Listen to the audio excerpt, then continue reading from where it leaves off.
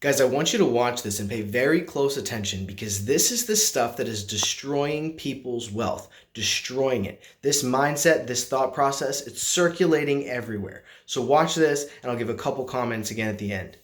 And look, you know Diana Olick, right? I mean, so, here's Diana.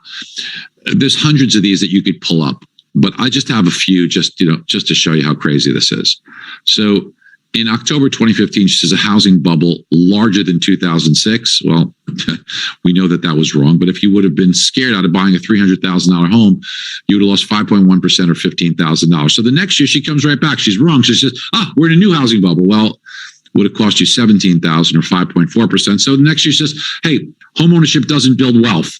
Really? You would have lost another $20,000. I think that's building wealth. And how much have people built since then? Imagine if you listened to her and you didn't own a home the last 5 years, okay? And then in the middle of the year, dead wrong as she is, she goes, well, I guess half the houses must be overvalued. In 2017, 5 years ago, she thought they were overvalued. And then 2019, she goes, housing market's about to shift in a bad way for buyers. Well, you would have missed out on another 15,000 or 4%. In 2019, her forecast for 2020 is that next year the housing market's going to be hard on the housing market. Well, hard if you didn't buy a house because prices went up 16% or 61,000. And then 10 months ago, she goes, the housing boom's over. Since then, prices are up 18%, and you would have lost another $80,000. So we know the media doesn't get it. They don't understand situations like inventory. This is inventory. It's seasonal. It goes up and down. Now, Diana Olick was on last week, and she was screaming and crying about the fact that, inventory is much higher. It was 870,000 homes for sale. Now inventory is building. Now it's 950. Well, Diana, it does that every single year seasonally. Everyone.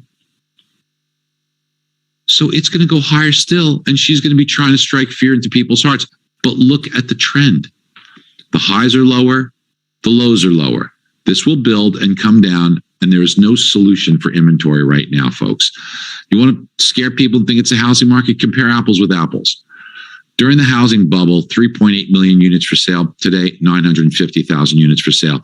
But there's 14 million more households competing for 3 million fewer homes. How are you going to have it? There you have it, guys. If you relied on the news, you would never buy a home and you would never build any wealth for yourself, and you would continuously just stay in a state of fear. So like Barry said, there are countless examples of this. This is something that I deal with in people's mindsets every day. We break through these barriers and kind of break down these false beliefs that people have about home ownership and about the markets and about what's really going on. So just next time you see something like this on the news, laugh or turn it off because it's doing you no good. And if you do have questions about when the right time to buy a home is, feel free to reach out and I'd be happy to help.